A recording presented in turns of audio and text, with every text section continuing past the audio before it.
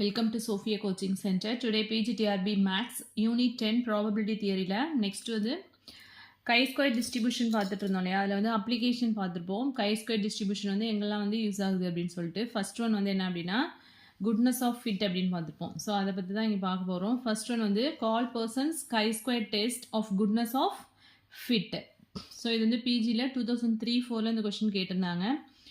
So இந்த test வந்து என்ன அப்படின்னா இது ஒரு பவர்ஃபுல் டெஸ்ட் அப்படின்னு சொல்கிறாங்க for testing the significance of the discrepancy between theory and experiment. அதாவது தியரிட்டிக்கலாக ஒரு விஷயத்தை பார்க்குறதுக்கும் அதுக்கு வந்து எக்ஸ்பெரிமெண்டலாக பார்க்குறதுக்கும் கொஞ்சம் அதுக்குள்ளே வந்து என்ன இருக்கும், டிஃப்ரென்ஸ் இருக்கும். தட் இஸ் முரண்பாடு அப்படின்னு கூட சொல்லுவாங்க. ஸோ அதுதான் தியரிக்கும் எக்ஸ்பெரிமெண்ட்டுக்கும் எந்த அளவுக்கு டிஸ்கிரிப்பன்சி இருக்குது அப்படிங்கிறத டெஸ்ட் பண்ணுறது தான் வந்து என்ன அப்படின்னா இந்த chi-square test of goodness of fit அப்படிங்கிறது. ஓகேவா? ஸோ இதுதான் இங்கே சொல்லியிருக்காங்க. இது வந்து பிஜியில் 2003-04 கேட்டிருந்தாங்க இந்த question. chi-square test enables us to if the calculated value of chi-square is less than table value.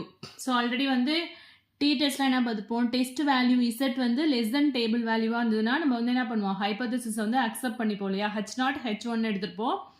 H0 வந்து அக்செப்ட் ஆகும். ஸோ chi-square டேபிள் வேல்யூவோட அதிகமாக இருந்துச்சு அப்படின்னா அந்த ஹைபோதசிஸை வந்து நம்ம என்ன பண்ணுவோம், ரிஜெக்ட் பண்ணுவோம் இல்லையா. அதே மாதிரி தான் இங்கே if the calculated value of chi-square less than table வேல்யூவாக இருந்தது அப்படின்னா அந்த டெஸ்ட் வந்து என்ன அப்படின்னா good.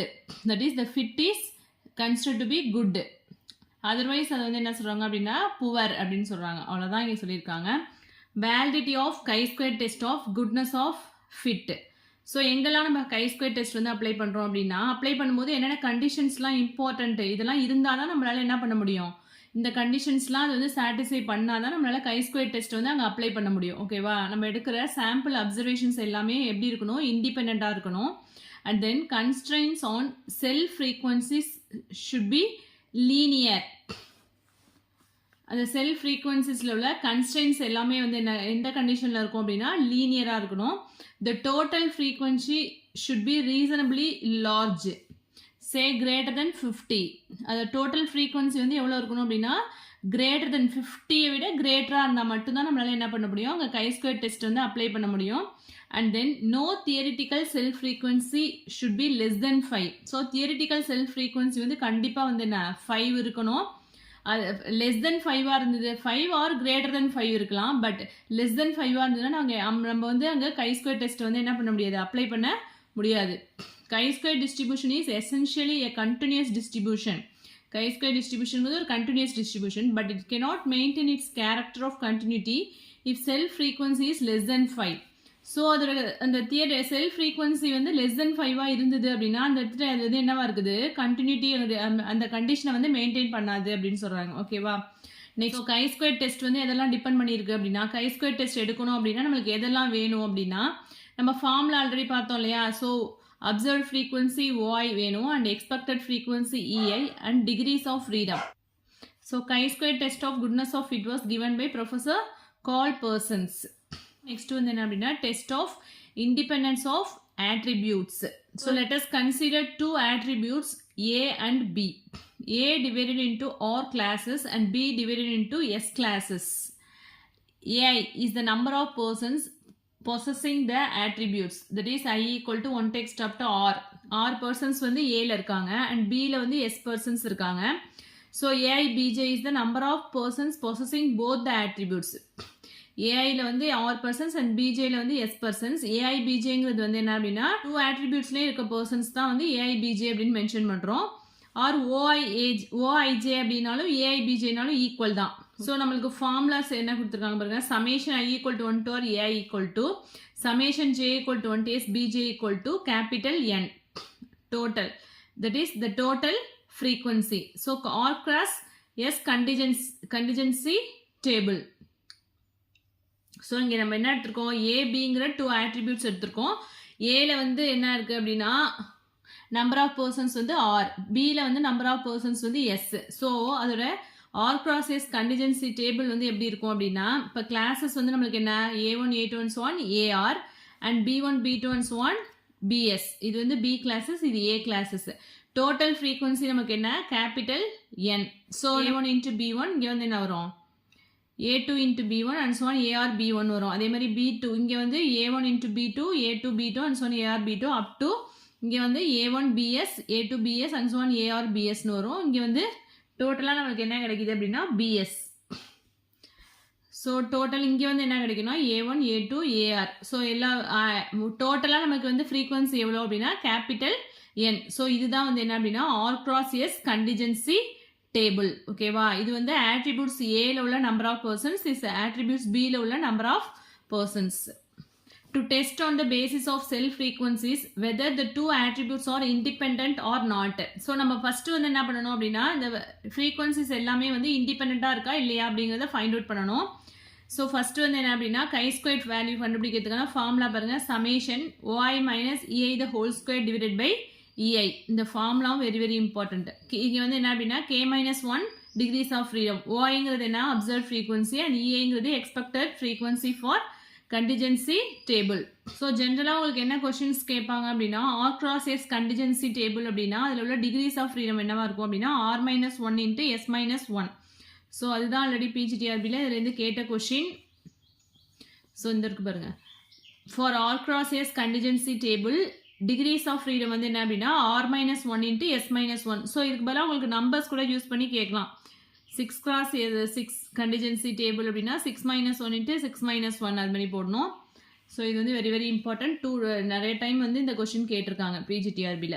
So 2 cross 2 contingency table அப்படின்னா என்ன வரும் நமக்கு, டிகிரிஸ் ஆஃப் ஃப்ரீடம் வந்து 2-1 into 2-1 அப்படின்னா 1 into 1 we can get 1. ஜென்ரலாக ஒரு 2 cross 2 கண்டிஜென்சி டேபிள் ABCD எடுத்துட்டோம் அப்படின்னா chi-squared கண்டுபிடிக்கிறதுக்கான ஃபார்முலா என்னன்னா N into AD minus BC the whole square divided by A plus C. So இது ரெண்டத்தையும் ஆட் பண்ணியிருக்காங்க. அடுத்து B plus D into A plus B into C plus D. So இந்த ஃபார்முலாவும் very very important formula தான். Next வந்து expected ஃப்ரீக்வன்சிக்குள்ள formula வந்து என்ன அப்படின்னா EIJ equal to row total into column total divided by N. That is AI into BJ divided by N. So இந்த formula and then OI minus EI the whole square divided by EIன்னு ஒரு formula பார்த்தோம் இல்லையா, அதெல்லாம் very very important. Next வந்து ஏட்ஸ் correction for continuity. கரெக்ஷனில் வந்து என்ன அப்படின்னா it is used for theoretical self frequencies less than 5 இருக்கும்போது நம்ம என்ன யூஸ் பண்ணுறோம் அப்படின்னா ஏட்ஸ் கரெக்ஷன் யூஸ் பண்ணி chi-square distribution value find out பண்ணுறோம். ஆல்ரெடி என்ன சொல்லியிருக்கோம், டெஸ்ட் ஃபார் குட்னஸ் ஆஃப் இட்ல வந்து செல்ஃப் ஃப்ரீக்வன்சிஸ் வந்து லெஸ் தென் 5 இருந்தாலும் நம்மளால என்ன பண்ண முடியாது, கால்குலேஷன் போட முடியாதுன்னு பார்த்தோம் இல்லையா. அதுக்காக தான் இங்கே ஏட்ஸ் கரெக்ஷன் அப்படிங்கிற ஒரு ஃபார்முலா யூஸ் பண்ணுறோம். அது வந்து என்ன அப்படின்னா தியரிட்டிக்கல் செல்ஃப் ஃப்ரீக்வன்சிஸ் வந்து லெஸ் தென் 5 இருக்கும்போது நம்ம ஏட்ஸ் கரெக்ஷன் வந்து யூஸ் பண்ணி ஃபைண்ட் அவுட் பண்ணலாம் அப்படின்னு சொல்லியிருக்காங்க. எக்ஸாம்பிள் பாருங்கள், இது வந்து PGTRB 12-13 கேட்ட question. If chi-squared is a chi-squared variate with 10 degrees of freedom then mean and variance are respectively. That is n வந்து என்னன்னு கொடுத்துருக்காங்க, n equal to 10. ஸோ நமக்கு என்ன தெரியும், mean equal to 10. chi-square distribution பார்த்துருக்கோம், மீன்ங்கிறது என்ன n, வேரியன்ஸ்ங்கிறது 2n. ஸோ ஃபார்முலா வந்து already பார்த்துருக்கோம். ஸோ அதை அப்படியே சப்ஸ்டியூட் பண்ண வேண்டியதான். மீன் ஈக்குவல் டு n அப்படிங்கிறதுனால தட் இஸ் ஈக்குவல் டு 10 தான் வரும். வேரியன்ஸ் வந்து 2n அப்படிங்கிறதுனால 2 into 10 20 வரும். சிமிலர்லி அதே மாதிரி ஸ்டாண்டர்ட் டிவியேஷன் ஃபார்முலா தெரியும், மோட் ஃபார்முலா இடத்துலையும் அப்ளை பண்ணோம் அப்படின்னா அதோட ஆன்சர்ஸ். ஸோ நம்மளுக்கு கேட்டிருக்கிறது மீன் அண்ட் வேரியன்ஸ் மட்டும்தான். நெக்ஸ்ட் வந்து உங்களுக்கு கொடுத்துருக்க டாபிக் வந்து என்ன அப்படின்னா ANOVA, that is analysis of variance. இது வந்து யார் டெவலப் பண்ணியிருக்காங்க அப்படின்னா RA ஃபிஷர் அப்படிங்கிறது தான் இந்த அனோவா வந்து டெவலப் பண்ணியிருக்காரு. So it provides a test of homogeneity of a set of data. ஒரு செட் ஆஃப் டேட்டாவில் உள்ள ஹோமோஜினிட்டியை வந்து டெஸ்ட் பண்ணுறதுக்கு தான் நம்ம என்ன யூஸ் பண்ணுறோம் அப்படின்னா அனோவா வந்து யூஸ் பண்ணுறோம். ஆல்ரெடி வந்து என்ன பார்த்தோம் அப்படின்னா goodness of fit, chi-square test of goodness of ஃபிட்டில் வந்து என்ன பார்த்தோம் அப்படின்னா டிஸ்கிரிப்டன்சி ஆஃப் அ டேட்டா, அது ரெண்டுக்கும் எவ்வளோ முரண்பாடு இருக்குது, அதாவது தியரிக்கும் ப்ராக்டிக்கல் இதுக்கும் எவ்வளோ முரண்பாடு இருக்குது அப்படிங்கிறத கண்டுபிடிச்சோம் இல்லையா. அதே மாதிரி இங்கே ஹோமோஜினிட்டி அப்படின்னா இந்த செட் ஆஃப் டேட்டாக்குள்ளே எவ்வளோ வந்து எல்லாத்துக்கும் ஒத்து போகுது அப்படிங்கிறத டெஸ்ட் பண்ணுறதுக்கு தான் வந்து என்ன அப்படின்னா அனோவா யூஸ் ஆகுது. The aim of ANOVA is to find how much of the total variability is due to each other. So total variability வந்து அது உள்ள எந்த அளவுக்கு வந்து ஒத்து போகுது அப்படிங்கிறது தான் வந்து என்ன அப்படின்னா அதை ஃபைண்ட் அவுட் பண்ணுறது தான் வந்து என்ன அப்படின்னா அனோவாவோட மெயின் எய்ம். டோட்டல் வேரியேஷனுக்குள்ள ஃபார்முலா என்ன அப்படின்னா variation within classes plus variation between classes, அதாவது அந்த கிளாஸஸ்க்குள்ளே உள்ள வேரியேஷன் ப்ளஸ் பிட்வீன் ஒரு கிளாஸ்க்கும் இன்னொரு கிளாஸஸ்க்கும் இடையில உள்ள வேரியேஷன், அது ரெண்டுத்தையும் ஆட் பண்ணால் அதுதான் வந்து நம்மளுக்கு என்ன அப்படின்னா டோட்டல் வேரியேஷன். ஓகேவா. ஸோ அங்கே அசம்ஷன் எடுத்தோம் இல்லையா, அதே மாதிரி இங்கேயுமே அனோவாவுக்கும் என்னென்ன assumptions அப்படின்னு கொடுத்துருக்காங்க. assumptions for analysis of variance test. first condition பாருங்க, the sampled population is normal. sample population வந்து நார்மலாக இருக்கணும். இது வந்து பிஜியில் 2001 கேட்ட கொஸ்டின். நெக்ஸ்ட் பாயிண்ட் பாருங்க, the treatments effects are additive conditions எல்லாத்தையுமே satisfy பண்ணணும். இதுவும் important point தான். the individuals have been randomly selected from the populations. So பாப்புலேஷன்லேருந்து நம்ம இண்டிவிஜுவல் வந்து என்ன பண்ணலாம் அப்படின்னா ரேண்டமாக வந்து செலக்ட் பண்ணலாம். நெக்ஸ்ட் வந்து the variance between the sample is constant. Next experimental error should be homogeneous in their variance and are independent. வேரியன்ஸில் உள்ள அந்த எக்ஸ்பெரிமெண்டல் எரர் இருக்கு இல்லையா, அது வந்து என்னவா இருக்குது அப்படின்னா ஹோமோஜினியஸாக இருந்தால் மட்டும்தான் நம்ம என்ன அனோவா டெஸ்ட் வந்து அப்ளை பண்ண முடியும். அது வந்து என்னவா இருக்கணும், இண்டிபெண்ட்டாகவும் இருக்கணும். ஸோ என்னென்ன டெக்னிக்ஸ் இருக்குது அனோவாவில் அப்படின்னா, ஃபர்ஸ்ட் டெக்னிக் வந்து one way classification. So CRD another name என்ன அப்படின்னா கம்ப்ளீட்லி ரேண்டமைஸ்டு பிளாக் டிசைன் அப்படின்னு சொல்லுவோம். அதே மாதிரி 2-way கிளாசிஃபிகேஷன் அப்படின்னா randomised block design. And then 3-way classification அப்படிங்கிறது லீஸ்ட் சிக்னிஃபிகண்ட் டிஃபரன்ஸ். ஸோ அனோவாவை யூஸ் பண்ணி நம்ம என்ன பண்ணலாம் அப்படின்னா மோர் தென் 2 சாம்பிள்ஸில் உள்ள சிக்னிஃபிகன்ஸ் டிஃபரன்ஸை வந்து நம்மளால் என்ன பண்ண முடியும் அப்படின்னா ஃபைண்ட் அவுட் பண்ண முடியும். ஃபர்ஸ்ட் பாருங்கள், one way classification, that is completely randomised block design. One way கிளாசிஃபிகேஷனில் வந்து இந்த டிசைன் வந்து எப்படி டிஃபைன் பண்ணியிருக்காங்க அப்படின்னா ரேண்டமாக வந்து அரேஞ்ச் பண்ணியிருப்பாங்க. ரேண்டமாக அரேஞ்ச் பண்ணிவிட்டு அதே மாதிரி நம்ம அது டிவைட் பண்ணுறதும் வந்து என்னவா இருக்குது அப்படின்னா அதாவது குரூப்பாக டிவைட் பண்ணிவிட்டு அதுவுமே வந்து என்ன அப்படின்னா ரேண்டமாக தான் வந்து டிவைட் பண்ணியிருக்குவாங்க. ஈச் குரூப் ஒவ்வொரு குரூப்புமே வந்து எப்படி இருக்குது அப்படின்னா டிஃப்ரெண்ட் ட்ரீட்மெண்ட்ஸ் கொடுத்துருப்பாங்க. இப்போ வந்து ஒவ்வொரு குரூப்புக்குமே வந்து என்ன அப்படின்னா டிஃப்ரெண்ட் ட்ரீட்மெண்ட்ஸ் கொடுத்துருப்பாங்க. டிஃப்ரெண்ட் ட்ரீட்மெண்ட்ஸ் கொடுத்துட்டு அதோட நெட் எஃபெக்ட் என்ன, ஒவ்வொரு வேரியஸ் ட்ரீட்மெண்ட்ஸில் அதோட நெட் எஃபெக்ட் அதோட ரிசல்ட் என்ன அப்படிங்கிறத ஃபைண்ட் அவுட் பண்ணுவாங்க. ஓகேவா? when number of treatment is small and experimental material is homogeneous. So number of treatment வந்து ஸ்மாலாக இருந்தது அப்படின்னா அந்த எக்ஸ்பெரிமெண்டல் மெட்டீரியல் வந்து என்னவா இருக்கும் அப்படின்னா ஹோமோஜினியஸாக இருக்கும். இது வந்து எதில் யூஸ் பண்ணுறாங்க அப்படின்னா ஒன்-வே கிளாசிஃபிகேஷன். இப்போ வந்து அக்ரிகல்ச்சர் லேண்டை வந்து டிவைட் பண்ணிப்பாங்க. ஸோ இந்த பகுதியில் வந்து இந்த ஃபெர்டிலைசர் யூஸ் பண்ணலாம் அப்படின்ட்டு, அதுக்கப்புறமா அடுத்து இப்போ அது மாதிரி டிவைட் பண்ணிக்கிட்டு இந்த ஃபெர்டிலைசர் யூஸ் பண்ணுறதுனால எவ்வளோ ரிசல்ட் இருக்குது. ஸோ அது மாதிரி அதை வந்து நீங்கள் ஒரு எக்ஸாம்பிளாக வந்து எடுத்துக்கலாம் அதில். ஓகேவா? அது மாதிரி தான் இது ஒன்-வே கிளாசிஃபிகேஷன் அப்படிங்கிறது அது மாதிரி தான் பண்ணுறாங்க. ஒவ்வொரு ஃபெர்டிலைசருக்கும் அது ஒரு ட்ரீட்மெண்ட் மாதிரி அதில் வந்து என்ன ரிசல்ட் கிடைக்குது, நெட் எஃபெக்ட் அப்படிங்கிறது அதில் நம்மளுக்கு கிடைக்கிற ரிசல்ட். ஸோ அதில் எது வந்து பெஸ்ட்டாக கிடைக்குதோ அதை தான் வந்து நம்ம என்ன பண்ணுவாங்க சஜஸ்ட் பண்ணுவாங்க, அதை வந்து யூஸ் பண்ணுங்க அப்படின்னு சொல்லிட்டு. ஸோ அந்த இது ஃபெர்டிலைசர் யூஸ் பண்ணால் உங்களுக்கு வந்து அதிக விளைச்சல் கிடைக்குது அப்படின்னா அதில் அதிக பலன் கிடைக்கும் போது அந்த ஃபெர்டிலைசரை வந்து யூஸ் பண்ணலாம் அப்படின்ற மாதிரி சொல்லுவாங்க. ஓகேவா? Not only fertiliser. ஸோ நமக்கு வந்து நம்ம எது பயன்படுத்துறதுனால நமக்கு அதிக பலன் கிடைக்குதோ அதை வந்து நீங்கள் யூஸ் பண்ணலாம் அப்படி நான் வந்து ஒரு எக்ஸாம்பிளுக்கு தான் இதை சொல்கிறேன். நெக்ஸ்ட் வந்து ANOVA table for one way classification. So sources of variation வந்து என்ன அப்படின்னா between classes and within classes எடுத்திருக்கோம். சம் ஆஃப் ஸ்கொயர் அப்படிங்கிறது V1 V2. Decrease of freedom வந்து என்ன அப்படின்னா K-1 and N-K. So mean square அப்படிங்கும்போது நான் என்ன பண்ணணும் V1/K-1 அண்ட் F2ங்கிறது என்ன V2/N-K. ஸோ வேரியேஷன் ரேஷியோ அப்படிங்கும்போது F1/F2 போடலாம், ஆர் F2/F1 ஃபைண்ட் அவுட் பண்ணலாம். ஸோ எப்படி வேணாலும் ஃபைண்ட் அவுட் பண்ணலாம். ஸோ இதுதான் வந்து என்ன அப்படின்னா ஒன்-வே கிளாசிஃபிகேஷன் டேபிள். ஸோ இது மாதிரி தான் நம்ம கேல்குலேஷன் வந்து போடணும். ஸோ டோட்டலாக வந்து நமக்கு என்ன வருது அப்படின்னா V1 V2 ஆட் பண்ணால் V கிடைக்கும். அதே மாதிரி K-1 + N-K போது KK கேன்சல் ஆகிட்டு நமக்கு என்ன வரும் N-1. ஸோ F ஸ்டாட்டிஸ்டிக் அப்படிங்கிறது என்ன ஃபார்முலா அப்படின்னா F1/F2ங்கிறது variance between samples divided by variance within samples. F1 வந்து என்ன அப்படின்னா கிரேட்டர் தன் கண்டிஷன் வந்து F1 கிரேட்டர் தன் F2 இருக்கும்போது. ஸோ இது வந்து பிஜியில் 11-12 கேட்டிருந்தாங்க இந்த ஃபார்முலா கொஷினா. நெக்ஸ்ட்டு ஒரு எக்ஸாம்பிள் பாருங்கள். From the result displayed below in a one-way classification table, the value of F என்ன அப்படின்னு கேட்டிருக்காங்க. இது வந்து பிஜியில் 12-13 இந்த கொஸ்டின் கேட்டிருந்தாங்க. ஸோ இது ஃபுல்லாகவே கொஸ்டின் தான் அவங்களே கொடுத்துருவாங்க. So sum of squares, degrees of freedom எல்லாமே கொடுத்துட்டாங்க. பிட்வீன் சாம்பிள்ஸ்க்கு 100, டிகிரிஸ் ஆஃப் ஃப்ரீடம் வந்து 2, அண்ட் வித்தின் சாம்பிள்ஸில் 120, டிகிரிஸ் ஆஃப் ஃப்ரீடம் வந்து என்ன அப்படின்னா 12 அப்படின்னு கொடுத்துருக்காங்க. ஸோ நமக்கு என்ன தெரியும் அப்படின்னா எஃப் வேல்யூ ஃபைண்ட் அவுட் பண்ணுறதுக்கான formula F = F1/F2 if F1 greater than F2 இருக்கும்போது. ஸோ நம்ம இப்போ என்ன ஃபைண்ட் அவுட் பண்ணோம் அப்படின்னா F1 வந்து கிரேட்டர் தன் F2 அப்படி இருந்துச்சு, இந்த கண்டிஷனை சாட்டிஸ்ஃபை பண்ணிட்டுனா நம்ம இந்த ஃபார்முலா வந்து யூஸ் பண்ணிக்கலாம். ஓகேவா? ஃபர்ஸ்ட் நம்ம என்ன ஃபைண்ட் அவுட் பண்ணோம் F1 ஃபைண்ட் அவுட் பண்ணோம், தட் இஸ் V1/K-1. ஸோ என்ன வரும் V1 வந்து இது K-1 அப்படிங்கும்போது இதான் decrease of freedom 100/2. 2 we can get 50. அதே மாதிரி f2ங்கிறது v2 by n minus k அப்படின்னு போடுவோமா 120 by 12 அப்படிங்கும்போது 10 அப்படின்னு வந்துடும். ஸோ ஆப்வியஸ்லி நமக்கு என்ன கிடைச்சிருச்சு f1 வந்து கிரேட்டர் than f2. ஸோ நம்ம இந்த ஃபார்முலா யூஸ் பண்ணிக்கலாம். f1 by f2 அப்படிங்கும்போது f1 நமக்கு என்ன கிடைச்சது 50, f2ங்கிறது 10 கிடைச்சிருக்கு. ஸோ 50 by 10 கேன்சல் பண்ணோம் அப்படின்னா 5. therefore f-ஓட வேல்யூ வந்து என்ன அப்படின்னா 5. ஸோ இதுதான் ஆப்ஷனில் இருந்துச்சுன்னா f equal to 5ங்கிறத டிக் பண்ணணும். ஓகேவா?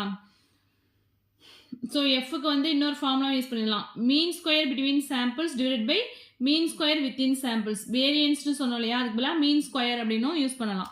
நெக்ஸ்ட் வந்து 2-way கிளாசிஃபிகேஷன். இது வந்து என்ன அப்படின்னா ரேண்டமைஸ்ட் பிளாக் டிசைன் அப்படின்னு சொல்லுவோம். ஸோ இதுலேயுமே வந்து எக்ஸ்பெரிமெண்டல் மெட்டீரியல் வந்து நம்ம என்ன பண்ணுறோம் அப்படின்னா பிளாக்ஸ் ஆர் குரூப்ஸாக வந்து டிவைட் பண்ணிக்கிறோம். ஸோ ஒவ்வொரு பிளாக்குமே வந்து எப்படி இருக்கும் அப்படின்னா ஹோமோஜினியஸாக இருக்கும். தென் ட்ரீட்மெண்ட் வந்து என்ன எப்படி இருக்கும் அப்படின்னா அசைன்மெண்ட் ரேண்டமாக வந்து அசைன் பண்ணுறோம். ஓகேவா? ஈச் பிளாக்குக்கும் அங்கே வந்து ஆல்ரெடி நம்ம என்ன பண்ணோம், ஒவ்வொரு பிளாக்காக வந்து இதுதான் ட்ரீட்மெண்ட் அப்படின்னு அலைன் பண்ணியிருந்தோம். பட் இங்கே வந்து என்ன ரேண்டமாக வந்து ட்ரீட்மெண்ட் வந்து அலைன் பண்ணுறோம். அதுதான் வந்து 1-way கிளாசிஃபிகேஷனுக்கும் 2-way கிளாசிஃபிகேஷனுக்கும் உள்ள டிஃபரன்ஸு. ஸோ இது 2-way கிளாசிஃபிகேஷன் வந்து என்ன அப்படின்னா கம்பேர் டு 1-way கிளாசிஃபிகேஷன் இது வந்து என்ன அப்படின்னா மோர் எஃபிஷியன்ட் அப்படின்னு சொல்கிறாங்க. ஃப்ளெக்சிபிளாகவும் இருக்கும். ANOVA table for 2-way classification. So அங்கே பார்த்த மாதிரியே தான் சேம் அதே தான். எக்ஸ்ட்ரா வந்து S3 போட்டிருக்கோம். That is n-1 into k-1. அதே QBங்கிறது S1 by n-1 இதையும் டிவைட் பண்ணுவோம். அதோட total variance ratio F1 with degrees of freedom வந்து என்ன அப்படின்னா n-1, n-1 into k-1. F2க்கு வந்து என்ன அப்படின்னா k-1, n-1 into k-1. So next topic இதான் வந்து ஃபைனல் டாபிக் உங்களுக்கு. Large sample test for mean and proportion. So already வந்து சிக்னிஃபிகன்ஸ்லாம் பார்த்துருக்கோம். டெஸ்ட் ஆஃப் சிக்னிஃபிகன்ஸ்லாம் பார்த்துருக்கோம் ஆல்ரெடி. இங்கே வந்து மீன் அண்ட் ப்ரொப்போர்ஷனுக்கு என்ன அப்படிங்கிறத இங்கே பார்த்துடலாம். Test of significance for single mean. So standard error பார்க்கும்போதே நம்ம சொல்லியிருக்கோம் இல்லையா, standard error of sample mean அப்படின்னா σ/√10 அப்படின்னு சொல்லியிருக்கோம். ஸோ அதை பேஸ் பண்ணி தான் இங்கே வரும். சிங்கிள் மீன் அப்படிங்கும்போது நம்மளுக்கு டெஸ்ட் ஸ்டாட்டிஸ்டிக் வேல்யூ வந்து என்ன வரும்னா z = x bar minus mu by σ/√10. So இதுதான் நம்மளுக்கு வெரி வெரி இம்பார்ட்டன்ட் இந்த formula. And 95% confidence limits.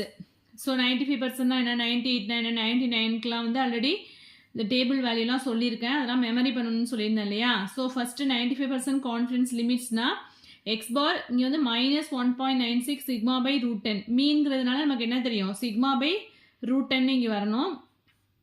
That is standard error of sample மீனுக்கு வந்து value σ/√10 less than or equal to mu less than or equal to x bar இங்கே minus போட்டோம் இல்லையா, இங்கே +1.96 σ/√10. Confidence லிமிட்ஸுங்கிறதுனால x bar minus this term இருந்து x bar plus this term வரைக்கும் இருக்கும் அதோட மியூவோட வேல்யூ. அதுதான் இங்கே சொல்லியிருக்கோம். அதே 98% அப்படிங்கன்னா இங்கே 1.96 பதிலாக இங்கே நமக்கு என்ன வரும் 2.33. இந்த வேல்யூஸ்லாம் ஆல்ரெடி நம்ம பார்த்தது தான். ஸோ அந்த லிமிட்ஸ் மட்டும் சேஞ்ச் ஆகும். ஒவ்வொரு 98%க்கு வந்து இங்கே உள்ள வேல்யூஸ் மட்டும் சேஞ்ச் ஆகும். நெக்ஸ்ட் 99% கான்ஃபிடன்ஸ் லிமிட்ஸ் அப்படின்னா இங்கே வந்து 2.58 வரும். அவ்வளோதான். x bar -2.58 into σ/√10 less than or equal to mu less than or equal to x bar plus 2.58 σ/√10. இது வந்து மீன்குள்ளது. அதாவது test of significant for single mean பார்த்துருக்கோம். நெக்ஸ்ட் வந்து டிஃபரன்ஸ் ஆஃப் மீன்ஸ் அப்படின்னா 2 மீன் எடுத்துக்கிறோம்.